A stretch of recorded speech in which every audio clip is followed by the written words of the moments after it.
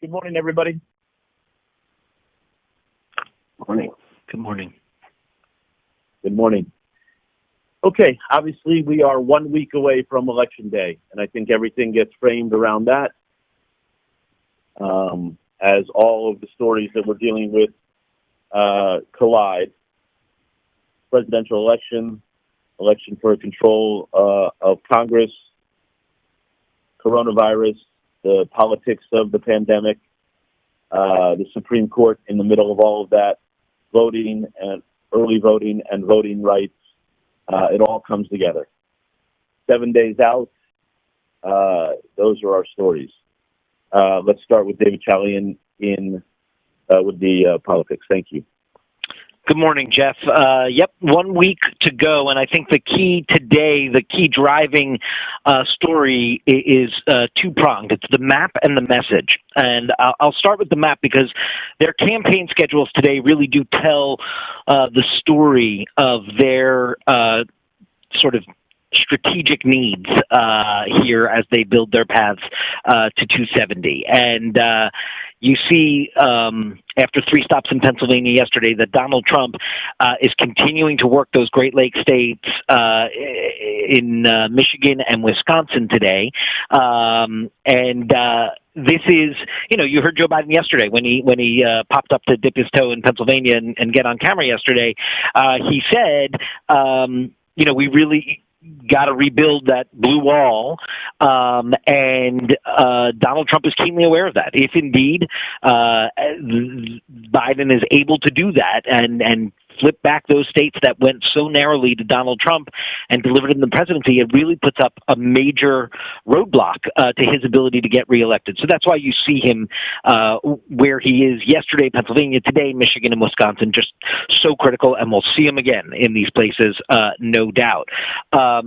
It is also interesting, just the overlay. You noted the stories that sort of go together. I mean, look at the coronavirus case map as well. I mean, a place like Wisconsin, which is just, completely raging right now with the virus, is one of these critical states for him, and he'll find himself there today as he continues to deliver his, rounding the turn and COVID message. He's actually going to be in one of the, hot spots in the country.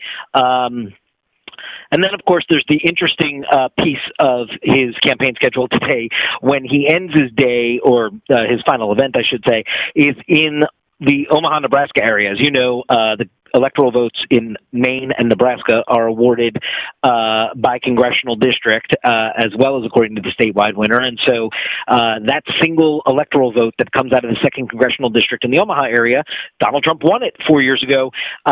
Some polling there has indicated it is leaning Biden's way, and Trump is there to try and win it back. I think it shows you, just how narrow his path is, that he has got to spend time a week out making a play for a single electoral vote. Now, obviously, it also helps him in Iowa because it's the same media market, and right across the river in western Iowa, a lot of Republicans there try to drive up the vote in a critical Midwest state there in Iowa as well. But the fact that he's putting the plane down in Omaha and holding that rally there is indicative. And by the way, Jill Biden is fighting for the one in Maine today. She's in Bangor, the Democratic nominee's wife. So Jeff Zeleny is going to look at that. He'll be there tonight in Nebraska with Trump, and he'll put something together on just the quirkiness of those, the single electoral vote.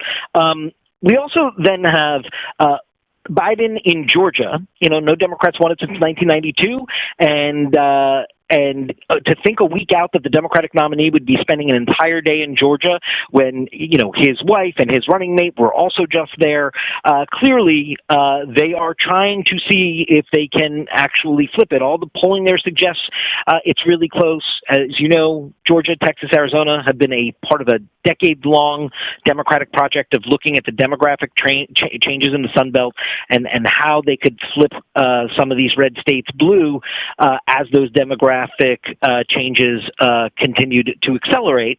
And Georgia now is where you find Joe Biden today, 1 week out from Election Day. It's kind of his attempt to expand the map and also an insurance policy in case that rebuilding of the Blue Wall project he talked about yesterday doesn't pan out. He wants to make sure he has some other options going. But it's also his message today in Georgia that I think is really a driving piece of today as well. I think we expect to hear from him in the 1 o'clock hour for about 25 minutes. Obviously, in Warm Springs, he's going to evoke FDR and that whole notion of a country unifying for a singular purpose of trying to overcome a great challenge. And we heard some of these themes when he was using the Lincoln imagery in Gettysburg a few weeks back, and today he's doing it in Warm Springs.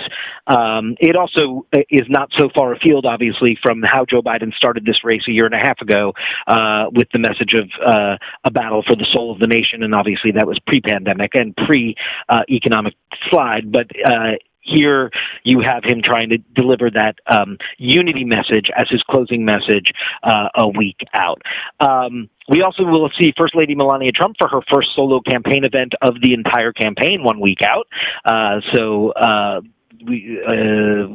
is a late entrance for somebody as high-profile a surrogate as the First Lady has been utilized in previous administrations, but 1 week out, she's in Pennsylvania today making her debut trip, and Kate Bennett is all over that. Just a couple other things to note. We have Sarah Murray in Pennsylvania today. She's been looking at all the early voting that's going on in a state that really has had no history of early voting before, and that status of a critical, perhaps tipping point state. Bill Weir is up in Wisconsin today. These are part of our battleground state reporters now that have deployed in advance of the election in the most critical states. We have Dana Bash's piece looking at the youth vote explosion today. You've seen it in the early vote, and we saw some of this in 2018, and the perennial question about youth voters, like, will they show up? Well, they're showing up in the early vote right now, and could they be a difference maker in some critical states? Dana takes a look at that.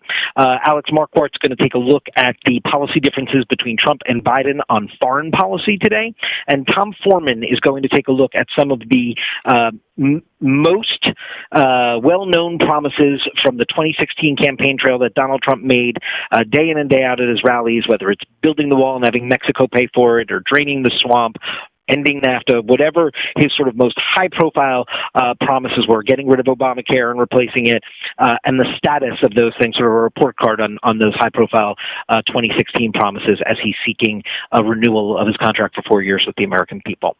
And I think that's where we start. Okay. Sorry, one other thing I forgot to mention was the Bloomberg money. That just, again, with the map story, I was saying $15 million now into Texas and Ohio in this final week. So Bloomberg, who had been so focused on Florida, is also trying to help Biden expand the map. Thanks. Yeah. Okay. Just picking up on your report, I just want to reemphasize that this is all about the path to 270 and where Donald Trump is today and why, and where Joe Biden is today and why.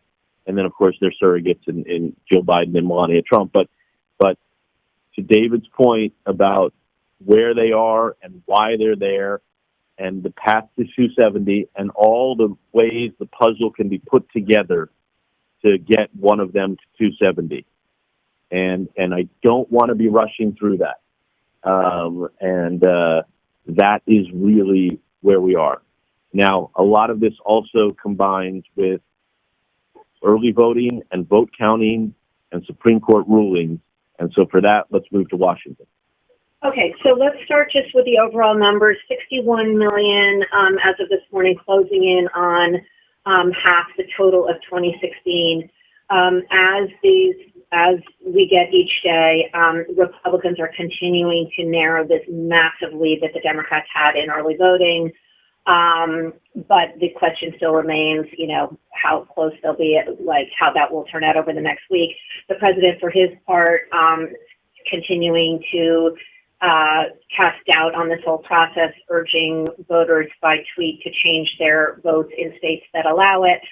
And then there is the Supreme Court piece of it all that's getting a lot of attention this morning. This 5-3 decision last night on ballots cast in Wisconsin, only if they're received by Election Day. But what is getting a significant amount of attention this morning is the Kavanaugh footnotes.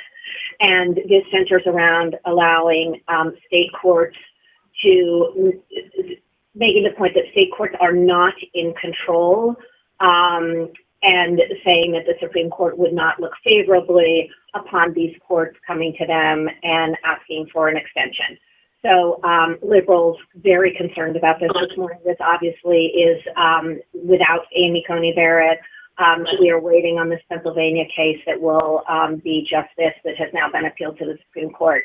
So significant legal issues in this. And I think that's the voting piece of it this morning. Okay, so I want to say that I really think that that this, all of our attention last night was Amy Coney Barrett being sworn in and all the issues she's about to face. Rightly so. But the Kavanaugh ruling, I think, was actually a really big deal last night and deserves our attention. And basically, he backing the Trump view that it's necessary for the election to be decided on election night, and that suspicion should be cast upon valid ballots counted after November 3rd in states where election officials allow that to happen. This is a significant deal. I believe Trump has tweeted about that we need to know the winner on November 3rd, and Twitter has already flagged that Trump tweet, if Richard Davis can check that for us. So I think that's another development in this whole thing. So the whole path to 270, where they are on the trail, and early voting numbers and the Supreme Court ruling, it all comes together. Washington, what else do you have? So, as you mentioned, obviously the Amy Coney Barrett being sworn in last night, 200 plus people socially distanced this time at the White House in a way that we haven't seen before, masks being required. On his, aside from the tweeting about the election, he's on a tweet storm this morning about COVID. After November 4th, he won't be hearing about it. We're rounding the turn. There is Politico's reporting, and we're working on this White House plan to announce covering vaccines for those on Medicare and Medicaid, using yet again a arm of the government to help his reelection. And then the only other thing that I want to point out is these Jared Kushner comments about the Black community, essentially saying Trump's policies can help but can't want them to be successful more than they want to be successful, which is raising a lot of eyebrows this morning. And Kayleigh McEnany tried to clean it up this morning, but, they're out there. Yeah, for sure. Absolutely. Okay, before we move to coronavirus and what happened in Philadelphia overnight, which I think are two other main stories, does anybody want to talk about election, Trump, Supreme Court, anything there? Hey there. I think it would be great to show America's very long history of not deciding election outcomes on the election day. There's so many examples from state offices, lower offices, president, think Florida recount, that I think it's important to remind people that it's completely and totally normal and has happened many, many, many times in history that we don't know the winner immediately in all sorts of races. Okay. And Jeff, I just want to add to what Rebecca just said in the wake of the Kavanaugh thing, and then also Trump saying we need to know on November 3rd. I think we need to start talking more about and detailing how states report their counts and how long the vote counting will take. There's an excellent piece, and it's in a giant chart of every state in the New York Times about where they talk to secretaries of state that I think at every state, in every state, about how their counting process will go, when they expect results. A huge number of them don't expect to finish counting at least until sometime on November 4th. Obviously, that's not November 3rd, as the president has demanded. But I think that we need to start gearing people towards that with a little more emphasis. I do think the chart and going state by state, obviously in a TV segment, we can't go through all 50 states, but I think we could highlight some and then point people to a digital breakdown of how it's going to go. But, the president and Kavanaugh, basically saying that the votes have to be counted on Election Day, that's not how states work. As Rebecca said, there's been many times when elections have gone beyond.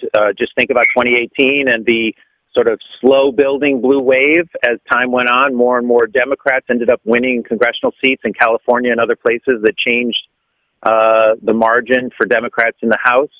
And we just went through that literally 2 years ago, where votes were counted over a couple of weeks. It's not unusual, but also the states themselves have a plan for how they're counting their votes. They all do it differently. I mean, so there's some overlap. And I think we need to start explaining how they're doing that and what their expectations are for when they will have results.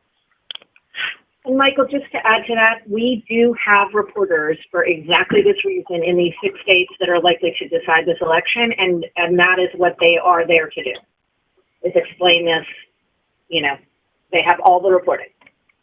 And they should all be doing that. We should go to them and they should update on what's going on there. But I'm saying to accumulate in one place, and maybe it would be a focus on the battlegrounds, and then say, if you want to see how every state works, go to, CNN.com for a full 50-state roundup of how this works. But to maybe focus on the battlegrounds and what their count expectations are, and when the secretaries of state expect to return results. And this relates to the fact that some count mail-in ballots ahead of Election Day.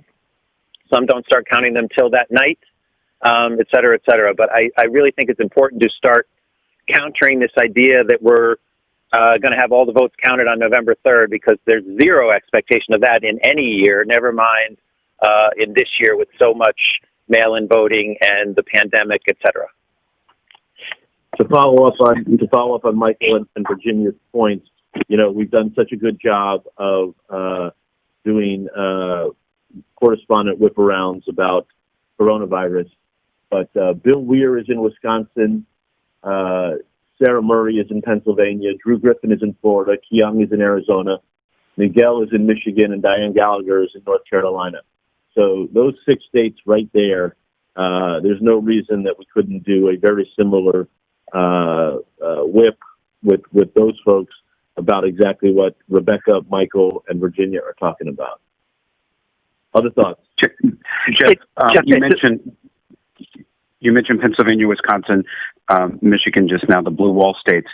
As the president's asking for the votes to be counted by November 3rd, the reason that those 3 states will be particularly slow is that their Republican legislatures have refused the Democratic governor's request to process ballots early. So all 3 of those states are really late. They don't even open, in the case of Pennsylvania, Wisconsin, they don't even open the mail-in ballots, which have to be unfolded, signatures checked, until Election Day. And that's because the Republican legislatures have blocked the requests for that to happen. So if we don't have the results in those states on election night, the blame falls at the feet of Republicans. Of course, as we've all been saying, doesn't mean that there's anything wrong if we don't know till Thursday or Friday in those states, because it just takes time to count it. But the reason we won't know until Thursday or Friday is because the Republican legislatures have blocked it. Well, that would seem to be good reporting. This should be in those correspondent reports. Other thoughts? Hey, Jeff, it's Richard Davis. I do want to confirm that tweet by the president was marked by Twitter as misleading. As Betsy Klein notes this morning, it always takes multiple days for votes to be counted. Some are provisional ballots, some are military and overseas ballots, and, of course, absentee votes as well. So Twitter did mark that as misleading. So I think that John Antonio and Rachel, I think that is significant that they've done that, especially on the heels of the Kavanaugh ruling last night. I think it all comes together. Other thoughts?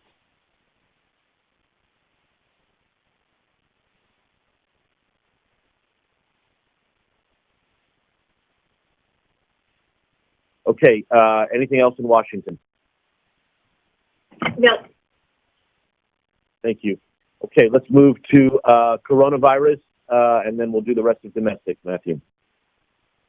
Okay, thanks, Jeff. 1 week to Election Day, the rapid acceleration we've been hearing so much about is here, and hospitals all over are rapidly getting stretched very thin. We're now averaging 70,000 new cases a day. We're on pace for 9 million cases probably this weekend. The number that's really showing up on the ground across America is hospitalization. Up 46% in a month, at 43,000 now. An El Paso hospital tells our team there we're at the highest point we've ever been. And of course, the concerns about what's ahead. Gottlieb saying we're at the cusp of exponential spread in parts of the country, the hardest phase over the next 2 to 3 months. And as we look at the numbers, the U.S. positivity rate is in fact higher than it was a month ago. And of course, reacting to kind of the surrender playbook evident at the top and other messaging from the White House, the WHO chief calls this out, saying giving up on control is dangerous. Looking at the CNN map, 37 states going in the wrong direction week to week in cases. That map turning up red in almost the entire western half of the U.S. Rural areas hit very hard, often with smaller hospitals bearing the brunt. Alabama, the most red state on the map, up 60% week to week, but also the entire Northeast from Pennsylvania to Maine, red up on the map. Pennsylvania and Rhode Island recording their single highest case number days yesterday. New Jersey's governor says it is screaming out that it is surging right now. Newark will close non-essential businesses early at 8 and other measures in place. And then Texas, we've talked a lot about. Hospitalizations in Texas, almost double that of a month ago. El Paso seeming to be at a breaking point. The University Medical Center there seeing almost a tenfold increase in COVID patients from a month ago, airlifting non-COVID patients to other hospitals and such. We're getting some updated numbers at this hour. Ed Lavanderas live in El Paso on that. He's also got this piece that rolled out this morning just on the human struggle to stay afloat in Texas. The owner of an iconic bar who had to lay off 20 people, a single mother and salon owner, and stories like that. In the Midwest, Minnesota releases data tying 3 outbreaks and several dozen cases to the aftermath of Trump and Pence campaign events in recent months. Illinois' governor says there seems to be a COVID storm on the rise and put 6 of the 11 state regions in this resurgence mitigation mode, meaning they have temporary authority to limit gatherings and close indoor bar and restaurant service. We've got Adrian in Chicago, and Utah hospitals remain overrun, threatening to implement this care rationing plan. The state seeing a record high 7-day positivity rate, 17%. To talk for a second about masks, after all this time and all that we now know, masks remain a battle somehow. Now, mask orders are getting more traction in more places, including some conservative areas. Mississippi's governor ordering masks in 7 more counties. In Idaho, where the state is rolling back a full reopening phase, the city of Coeur d'Alene approves a mandate.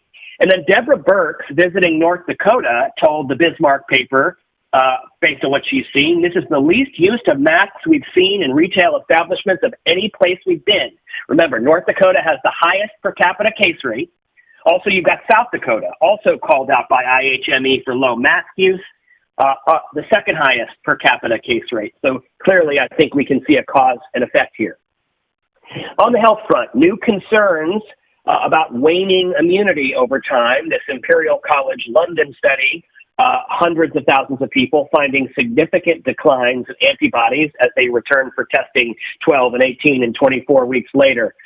Eli Lilly says it will stop testing one of its experimental antibody treatments in hospitalized patients, that it doesn't work so well in hospitalized patients, does help mild and moderate cases. And testing Zara Jawar says the feds will ship out almost 40 million of those new rapid Binax Now tests to states by the end of the week to help them with reopenings. But clearly, the testing numbers have never really surged as promised. We've got Sanjay and Elizabeth and Jacqueline available from the health team. The wrap piece today is Nick Watt for 4, 6, 8, and 10. Okay. Thank you. So does anybody have any thoughts on coronavirus they want to address. Hey, Jeff. Good morning. It's Ben. Just to tie a couple things together really quickly, Virginia mentioned the tweet by the president this morning about all the fake media wants to talk about is COVID, COVID, COVID, and after the election, you won't hear so much about it anymore. We are rounding the turn. That is obviously, a very, very tired line from the president. If we are rounding a turn, it is through the guardrail and off the cliff. There is no metric to look at to say that things are getting better, and frankly, it's a disservice, to any American who is wondering what is going on. So I think we need to be calling that out. Along with that, there's an interesting new Axios Ipsos poll this morning that will be alerting shortly that finds only 26% of Americans say the federal government's handling of the virus is getting better.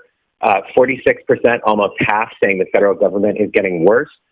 Interestingly, businesses, employers, local governments, and the CDC have net positive differences in how people think they are dealing with the virus.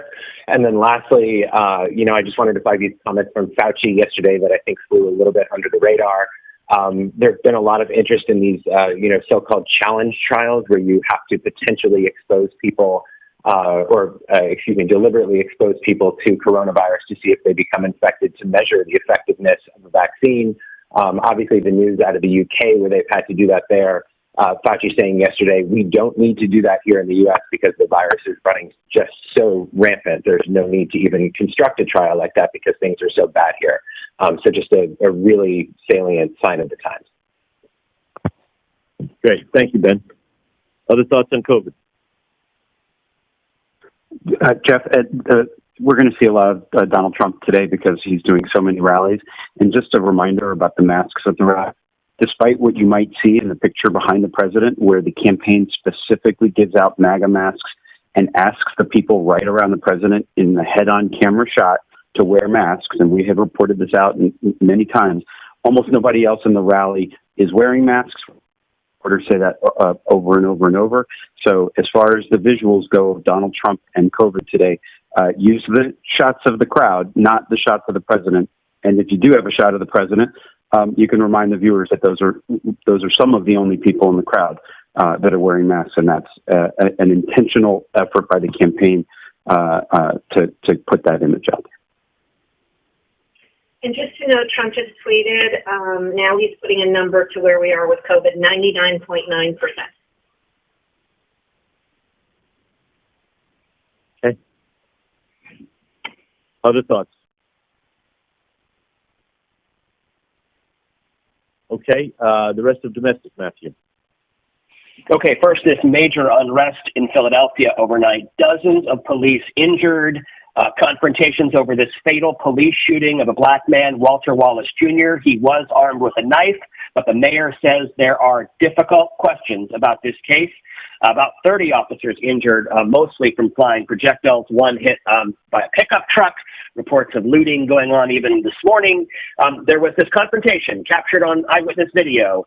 Wallace at one point brandishing a knife, but there are questions about how the confrontation got to this level, about why he was shot at a distance while holding a knife, as officers backed away, about whether there were any real attempts at de-escalation here. Wallace's mother reportedly tried to intervene, seen on the video.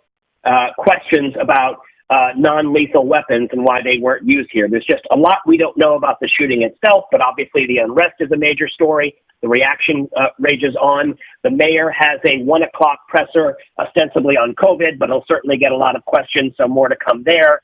The full eyewitness video now available, being sent out. There's body cam video, but it is not public yet, so we'll find out about when we see that. We've got Sarah Murray for the moment in Philly handling lives, and Bryn Gingras takes over this story in the 11 o'clock hour and packages for the afternoon. A couple of other items from the policing beat. One of two people shot in that fatal police shooting that led to those protests in Waukegan, Illinois last week.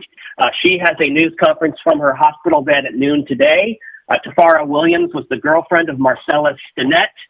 He was the one in the car going in reverse. Police shot into it, killing him, injuring her. The officer fired. Omar can handle this from Chicago. And still a lot of answers needed on why a police officer in South Georgia shot and killed a 19-year-old. spotted hours after supposedly fleeing a traffic stop. Jakarian Jackson was shot dead in a parking lot in Sylvester, Georgia, and authorities haven't really explained why. So we're working on that still. There are the massive wildfires in Southern California, high winds, raging fires, 100,000 people forced to evacuate some pretty well-populated areas like Yorba Linda and Irvine neighborhoods. The windy conditions just creating infernos and massive plumes. Stephanie Elam was up live from there this morning, remains there. And, of course, keeping an eye on tropical storms, soon again to be Hurricane Zeta. Hurricane warnings up right now from Louisiana to Alabama for this storm that will make landfall on the Gulf Coast tomorrow afternoon, and we've got the Weather Center on it. Does anybody have any thoughts on any of these stories they want to raise?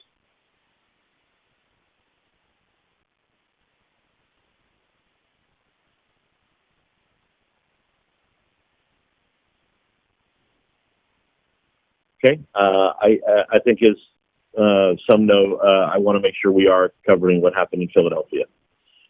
International. Hey, good morning. So we're seeing anti-lockdown protests across the country in Italy, but especially in northern parts, where some have turned violent, police using tear gas, and reports of wounded. So Ben Wiedemann has that latest today. Belgium is considering a second lockdown. Hospitals could be running out of ICU beds in 2 weeks. In one city, there are reports medical personnel are being asked to continue working despite testing positive. So Melissa Bell has all that reporting from Belgium, which, just to highlight, it has the worst infection rate in Europe per capita. Russia imposing a mask mandate in public spaces from Wednesday, and officials are also limiting hours for bars and restaurants there. So Fred Pleiken has that whip today. A Vatican official says they're trying to convince the Pope to wear a mask in public. He had faced some criticism recently for not wearing recently at events attended by large groups. So Delia Gallagher has that report for us today. Melbourne is hours away from ending one of their longest lockdowns after the Victoria State stamped out new cases for the second day in a row. There's a package from Selena Wang in the system on that. And then just last on COVID, India sees another significant drop in new COVID cases. They're way down from the 70,000 plus figures they were reporting just a few weeks ago. So Veritas has that for us today. Did you want me to do the other international lines? Yeah, finish the international, please. Okay, yeah, just three more stories to highlight. So just regarding the continuing row between Macron and Erdogan, in some parts of the Muslim world, we are seeing French products being pulled off shelves. Our Wits package today really looks at where the anger is coming from towards France from the Muslim community. Nigerian authorities are also on high alert. A judicial panel today begins their investigation into police brutality. They're looking at the shooting of protesters last week, but really this is all being seen as a test of the independence of the judiciary. So Lenny Giokos is on that story today. And then just last, a well-known Hong Kong activist detained while trying to seek asylum at the U.S. consulate. We have some reports of other activists also seeking asylum with Americans, which would obviously put the U.S. at odds with China. So that's a story we're getting more reporting on, and Selena Wang will be following that. And that's where we start today. Thank you very much, Penny. Business. Jeff, good morning. Stock futures attempting a recovery today after that disastrous day on Wall Street. Equities plunging to their worst session since September, all amid the surge in coronavirus cases, as well as no stimulus. The Dow fell as much as 950 points yesterday before settling down about 650 points. Yesterday was the worst day since September 3rd, closing below 28,000 for the first time since October 6th. So we are tracking that closely. Futures this morning were up, but now flat following Caterpillar earnings.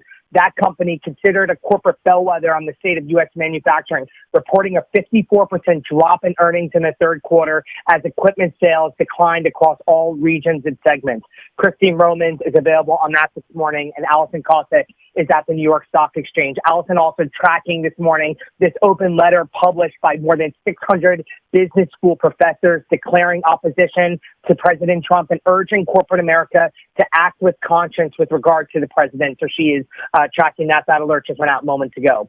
In media and election news, Fox News and the Today Show ran with video yesterday on what appeared to show Joe Biden criticizing former President George W. Bush as the person he was running against, not President Trump. President Trump tweeting yesterday saying, Joe Biden called me George yesterday, couldn't remember my name.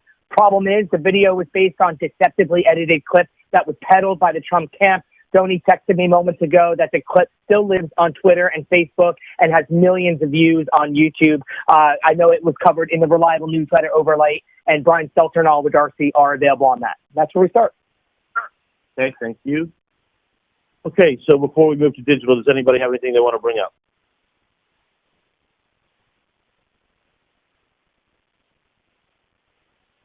Digital. Hey, 29 million uniques yesterday. The Collinson piece that tied together the pandemic and the election was number one, and we had also really strong with Feliza on the 60 Minutes interview and Faith Karimi on Black voter turnout. Those were really strong top threes. The top videos over the last 24-ish hours are why it's important to get a flu vaccine, the Barrett swearing in, and Trump walking off an interview in 1990 when he was asked tough questions about his casino. This morning, the 10 Senate seats most likely to flip. This is the latest from Simone Pathé. She has been on this for digital. Audiences love the down ballot. This is getting 20,000 concurrence and growing, and it is our runaway number one. Number two is a service story on how to prepare for the coronavirus surge. This is from our wellness team. More on that in a little bit. A new study showing evidence of waning immunity to COVID.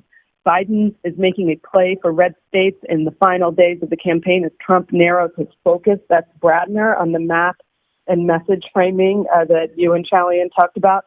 And then Zeta making its way toward the Gulf Coast after slamming into Mexico. A few more things on politics. Brownstein on why Texas Republicans' hold on the state is loosening is super strong. Frederica Scouten, this went up yesterday midday, and we didn't get a chance to shout about it in the call. It's a really good story on women fueling a Biden fundraising surge.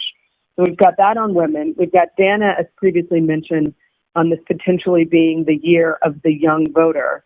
And then coming in noon, we've got what we know about everyone who's voted so far. This is from Adam Levy. You know, it looks like they're going to be younger and more diverse. Plus, we have a separate on the Latino voters. And then, as previously mentioned, we have Faith Karimi's good piece on the Black voters. So all those demographic pieces that we have up and coming in the next hour or so are just really terrific, and we're going to keep on packaging those, and audiences are there for it. In addition, there's some really good newsy op-eds like Trump's big problem in Florida from Chris King. These are the three factors that could determine if Trump wins North Carolina again. That's from Douglas Hayes. And then why it's time to stop using the term election day in favor of the more accurate last day of voting. That's from Vivian Schiller. So good kind of voting, election, demographic pieces. The Scoopik is really good on Barrett. We've got her in the T1 for a little while longer, just zooming out. You know, she's 48. She could serve for 3 decades or more and shape law for an entire generation.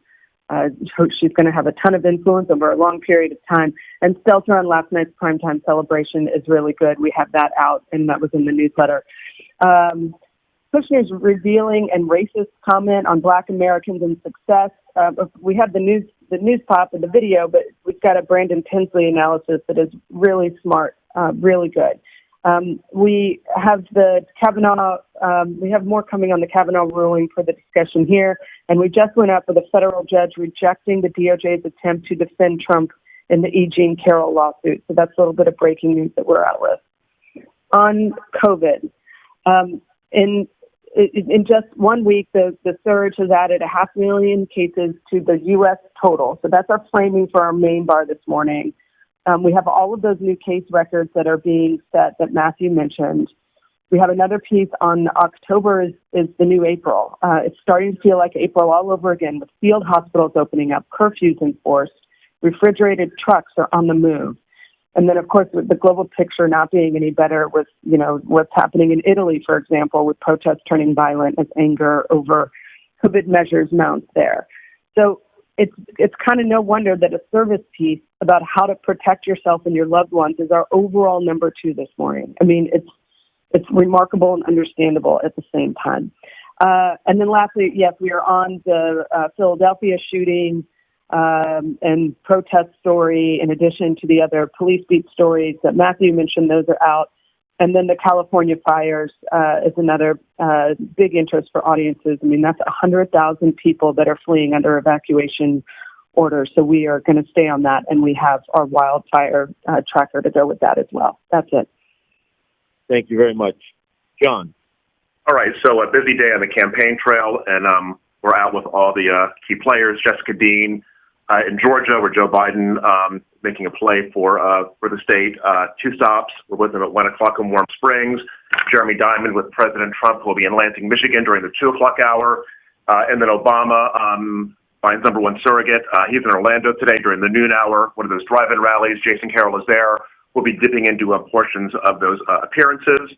All this in the shadow of that really consequential ruling involving the Wisconsin ballots. The Supreme Court ruling, just had Ariane DeVoe on, had some really interesting analysis digitally, and we had that discussion on television. Joe Paskupik and Rick Tilde's coming up later on today. I'm going to focus in on the Kavanaugh footnote and the implications of that.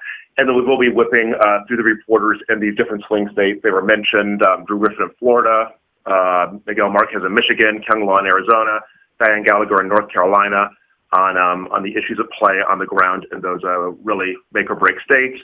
John King stays on his Path to 270 look with the Electoral College, and a big focus on the youth vote. John King has Michael Frias, the CEO of Catalyst, booked. They analyze all the early voting data for us here at CNN.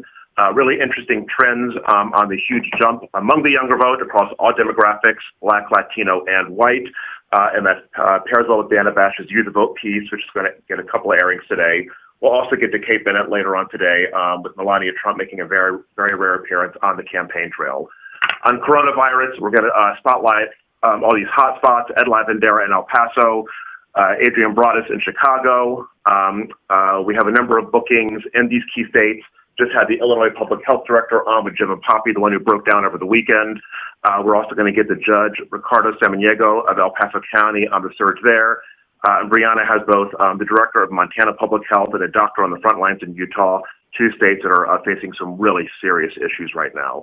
Sanjay Gupta and Elizabeth Cohen with Gottlieb on the exponential spread, and that British study with the findings on waning immunity, a lot to discuss there. Dr. Seema Yasmin, Dr. Jay Varkey, and Leona Wen add to that conversation, as well as talking about the Burke's comments about the least use of masks she's seen when she rolled through North Dakota. All shows are going to be on the Philadelphia police shooting. Sarah Murray up around that right now. Brendan Grass will be on the scene later on this morning. And then finally, we're about to get on the record with the Carroll case and the federal judge ruling against the DOJ. Shimon will handle that for us. Okay, thank you. Washington?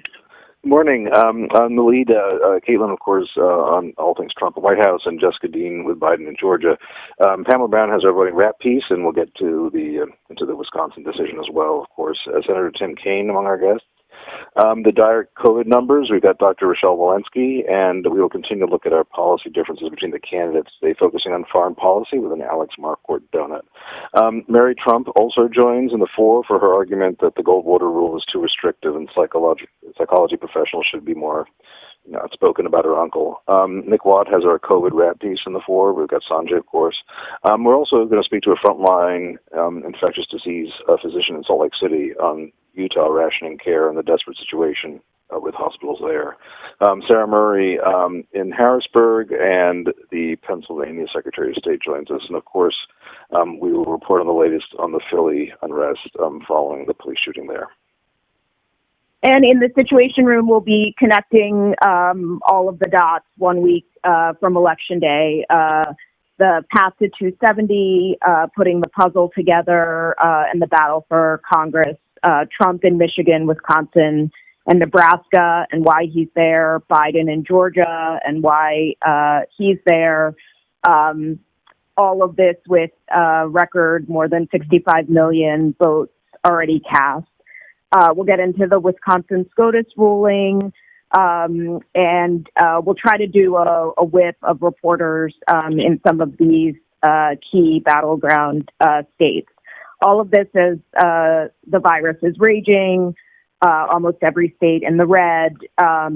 Trump continuing to say we're rounding the turn and we're at 99.9%.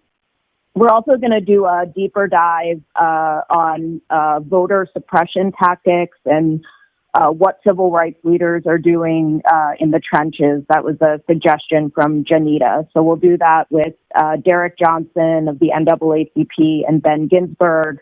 And then we'll get to the Philadelphia police shooting as well. That's where we're starting. Okay, great. Thank you. Does anybody else have anything they want to bring up? I sent this around to a few people, but I really think we should cover somehow Peggy Noonan's controversial remarks about Kamala Harris. She said that, when she's laughing and dancing on the campaign trail, she's coming across as insubstantial, frivolous, and embarrassing. And, it's not that she can never be criticized. It's just that sometimes there's a sense of double standards and stereotypes. And I think that Sophia Nelson, as a Black conservative voice, would be perfect to have on air, because she wrote this: Peggy Noonan is my friend. Here's why her Kamala Harris comments were wrong. And basically that sometimes Black women feel we can never win, right? We're either angry, mean, ambitious, independent, or we're we're not serious enough. And I think that the point is, it's not to just castigate, Noonan. It's just to have that conversation that, as Sophia Nelson says, a teachable moment. But, we need to just sort of, understand why these kinds of comments are so damaging. Yeah, I agree that's an interesting story. Anyone else? Yeah, Jeff, in terms of, Emily was just talking about voter suppression, and earlier you asked about the tweet by the president that Twitter flagged. So it was at 7:43 last night. Trump tweets, big problems and discrepancies with mail-in ballots all over the USA. Of course, must have final vote on November 3rd.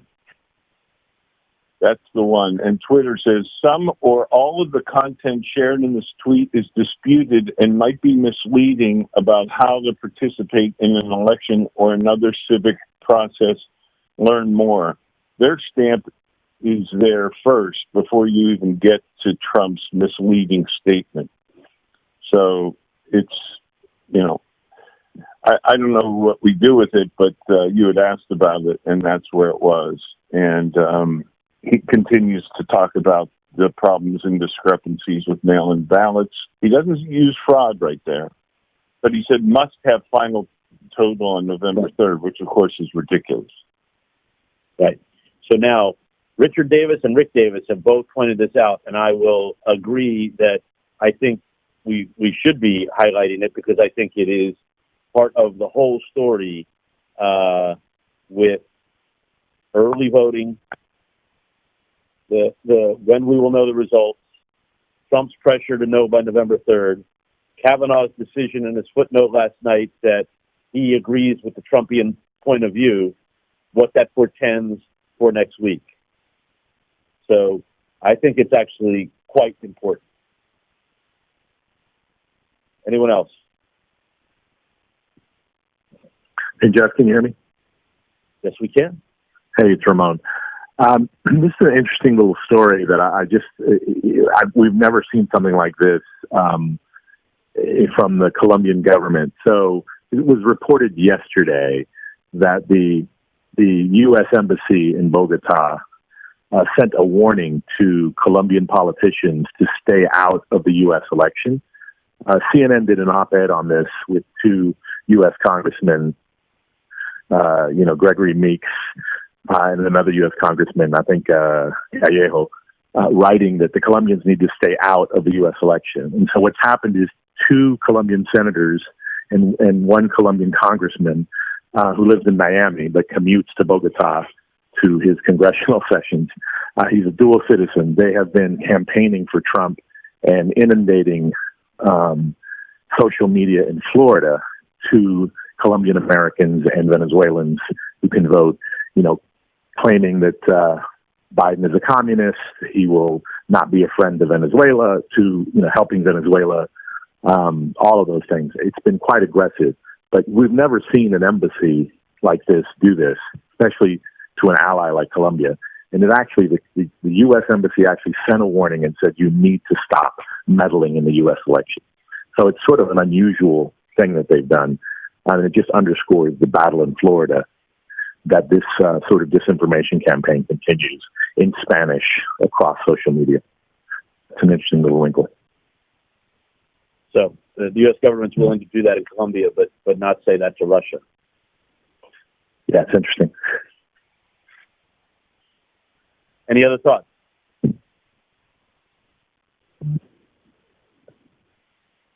I have a couple questions for Washington, or that I think we should look at.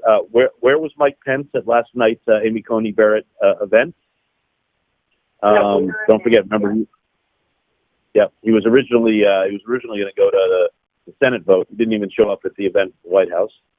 And I do think there is a story to be done on Mark Meadows' role in all of this, given what he said to Jake this week, given that he's out there denying that there's efficiency of masks, that he agrees that we're rounding the corner. The campaign is upset with him. I think there's a Mark Meadows story to be done. I just want to close by saying let's make sure that we are being in the moment, urgent, newsy, not covering yesterday's news, but being where the story is today. Let's not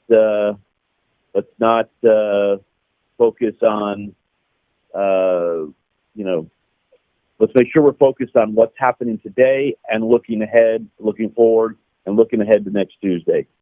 The path to 270, all the ways the puzzle comes together. Where is everybody on this campaign today? Where are they going? Where do things stand now? Looking ahead, when do people count votes, et cetera, et cetera. The election, COVID, politics of COVID,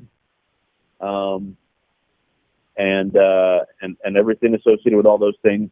I do think Philadelphia deserves some attention. Have a good day, everybody. Thanks. Bye-bye.